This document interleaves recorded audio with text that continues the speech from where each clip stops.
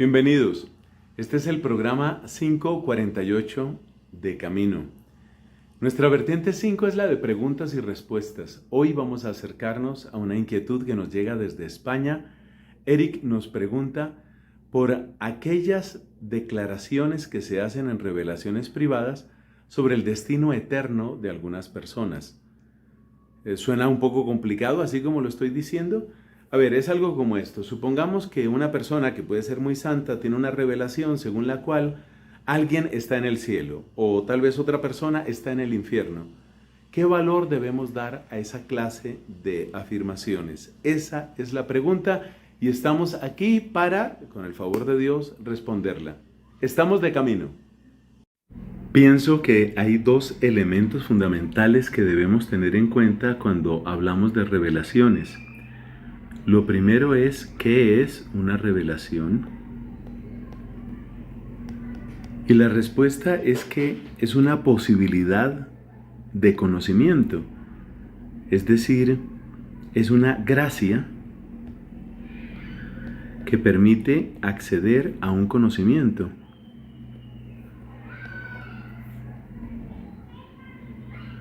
Nos conduce a conocer. El segundo punto es darnos cuenta que en las revelaciones no hay la supresión del ser humano.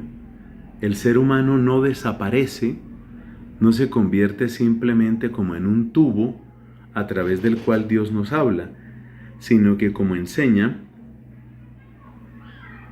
el Concilio Vaticano II en la Constitución Dei Verbum, los hagiógrafos, es decir, los que nos han transmitido el mensaje de Dios, particularmente en la Biblia, obraron como verdaderos autores. Entonces la segunda parte es, ¿qué pasa con el ser humano? ¿Qué pasa con el hombre en una revelación privada o en una revelación pública como es la Biblia? Y la respuesta es, el ser humano no desaparece. Indudablemente hay una gracia especial de Dios que permite que haya un conocimiento, pero esa gracia especial de Dios no hace desaparecer al ser humano, como quien dice, ahí simplemente fue como una especie de tubo y a través de ese tubo llegó un mensaje. No, el ser humano no desaparece. Atención a ese dato que es importante en este discernimiento. Luego hay que tener en cuenta que nosotros tenemos las luces, bendito sea Dios, las luces preciosas que nos ofrecen los documentos de la Iglesia. En diciembre del año 2011, siendo todavía Papa Benedicto XVI, hubo un documento que precisamente tuvo por propósito ayudarnos en este discernimiento de las apariciones, de las revelaciones, lo que llamamos revelaciones privadas. Entre otras cosas, ¿por qué se habla de revelación privada? Pues porque hay una revelación que es pública, que es la propia de la Sagrada Escritura. Una revelación privada es como una especie de conocimiento que ha recibido una persona, eso toca discernirlo, pero es un conocimiento que ha recibido una persona para pues su propia instrucción o para ayudar a otros. Es ahí donde es tan importante este documento. Se llama Normas sobre el modo de proceder en el discernimiento de presuntas apariciones y revelaciones. Ese es el documento que nos interesa. Normas sobre el modo de proceder en el discernimiento de presuntas apariciones y revelaciones.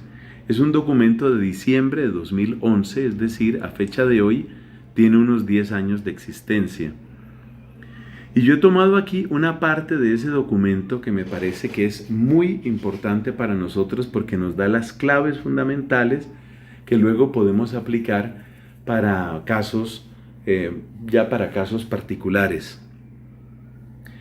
Recordemos que hubo un sínodo, como era costumbre en la iglesia, muchos documentos, o sigue siendo costumbre en la iglesia, muchos documentos de los papas son el fruto de un trabajo sinodal. Entonces, en este caso, pues hubo este sínodo, y el sínodo dio ciertas recomendaciones que luego el Papa de una manera libre las toma o las rechaza o las modifica, porque corresponde fundamentalmente a él esa enseñanza para todo el pueblo de Dios. Entonces dice aquí, dice el documento, el sínodo ha recomendado ayudar a los fieles a distinguir bien la palabra de Dios de las revelaciones privadas. Este es el primer elemento que nos interesa. Distinguir bien la palabra de Dios de las revelaciones privadas. No podemos darle la misma autoridad a San Francisco de Asís o a Santa Brígida de Suecia o a Santa Catalina de Siena. No le podemos dar la misma autoridad que tienen o que deben tener los documentos preciosos que tenemos en la Biblia, es decir, los libros de la Biblia. El sínodo que se reunió fue el sínodo sobre la palabra de Dios, un sínodo que se congregó en octubre del año 2008, y precisamente este sínodo es el que nos invita a todos a que tengamos esa primera claridad, distinguir muy bien la palabra de Dios de las revelaciones privadas. Segundo punto, las revelaciones privadas no tienen por función completar la revelación definitiva de Cristo. Destaco completar. No se trata de completar, se trata de ayudar a vivir. El verdadero propósito de las revelaciones privadas, cuando son auténticas, porque también en esto puede haber muchos engaños. No se nos olvide, y lo voy a escribir aquí aparte, que San Ignacio de Loyola nos dio un criterio muy grande sobre este tema de revelaciones y sobre inspiraciones. Nos decía San Ignacio de Loyola que las cosas pueden tener origen en Dios, pero también pueden tener origen en nosotros mismos, o incluso pues pueden tener origen en el demonio, pueden ser engaño del demonio. Entonces el discernimiento va precisamente a ver si las cosas vienen por el lado del demonio o si son de nosotros mismos o si realmente vienen de Dios. Y lo que nos está diciendo el documento, este documento de la Congregación para la Doctrina de la Fe, es que si vienen de Dios, entonces no reemplazan a la revelación pública, no reemplazan a la Biblia, sino que simplemente nos ayudan a vivir mejor la revelación que ya es definitiva en Cristo. Entonces las revelaciones privadas lo que quieren es ayudarnos a vivir. Este criterio va a ser muy interesante para lo que nos vamos a preguntar después. Objetivo de las revelaciones privadas: ayudarnos a vivir. ¿A vivir qué? La revelación definitiva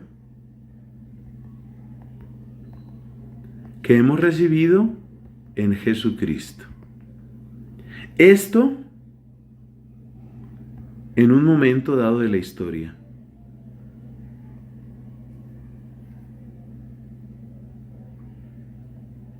Ese es el propósito, ese es el lugar de las revelaciones privadas.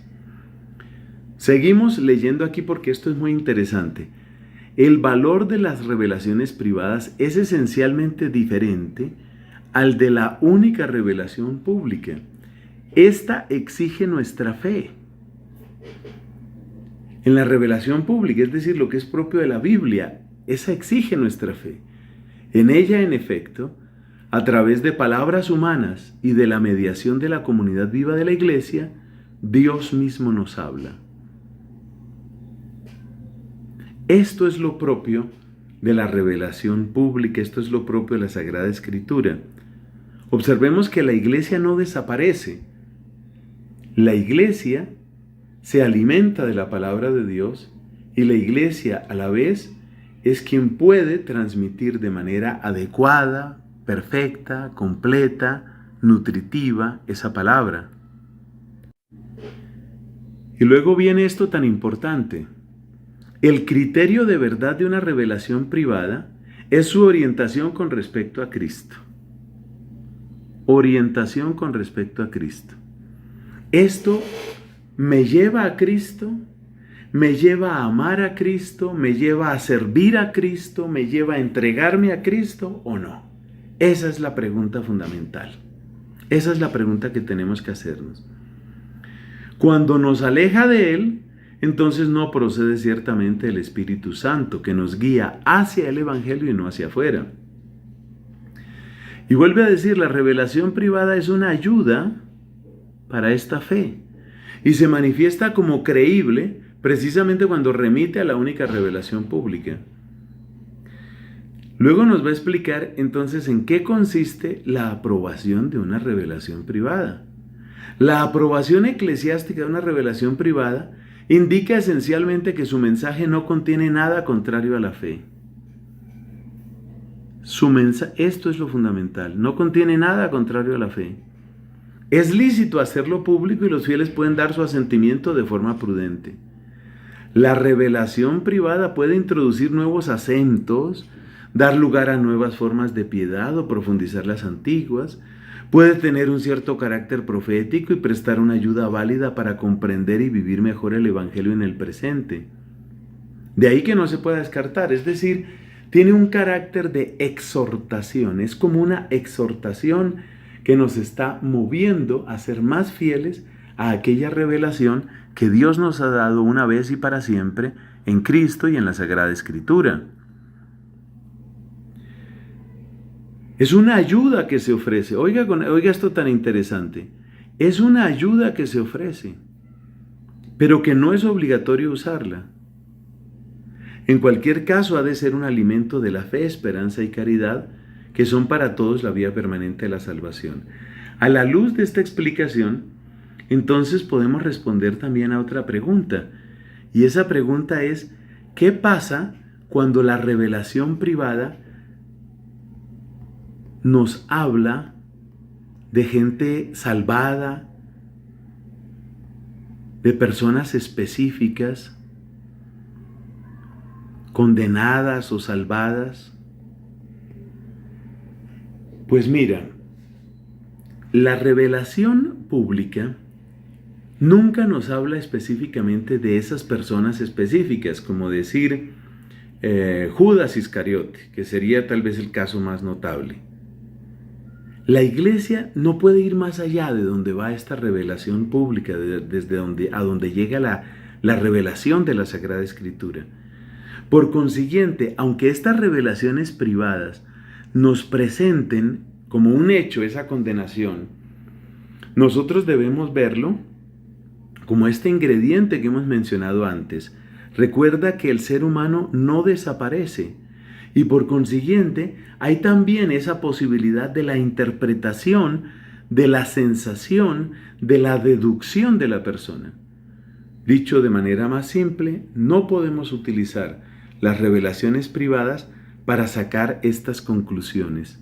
No sacar conclusiones, sino limitarnos a que son exhortaciones vigorosas, válidas, que nos invitan a ser fieles a Dios, permanecer en la fe, la esperanza y el amor. Hay una cosa que nos queda completamente clara, y es que a pesar de la autoridad moral, espiritual que puedan tener tantas personas, nada se compara, óigalo bien, nada se compara a la autoridad de la Sagrada Escritura, y la Iglesia Católica es sumamente prudente en las afirmaciones sobre el destino eterno de las personas. Así que damos gracias a Dios por esta pregunta y no se te olvide, esto es De Camino, bocados de conocimiento para que tu fe no se muera de hambre.